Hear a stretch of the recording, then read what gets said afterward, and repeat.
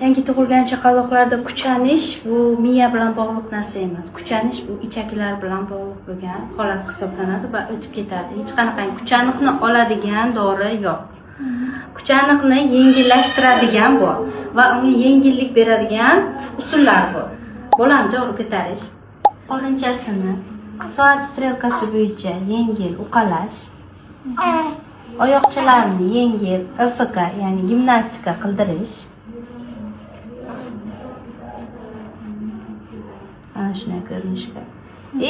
Bolachamizni har emishdan oldin qoringa qo'yish.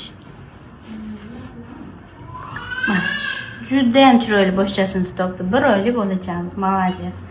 Har safar qoringa qo'yib olganingizda, bola qorin bilan nafas oladida, ichaklar tayyorlanib oladi. Sutni qabul qilishga tayyorlanib oladi. Sutni emgandan keyin ham sanchqilar kamroq bo'ladi. Va emgandan keyin обязательно men ko'rsatgandaqa Tigrna vetki degan usul mana shunaqasiga bolachamizni ko'taramiz. Kirib oladi, gaziklar biza chiqarib oladi, hech qanaqa naguzka tushmaydi. Mana shu usullar kuchanni kamaytirishga yordam beradi. Ayrim bolalarda 3-4 oylikka, ayrimlarga 6-9 oylikgacha kuchan davom etadi. Diskiziya holati deydi, совершенно normal fiziologik holat. Qo'rqmang, hop.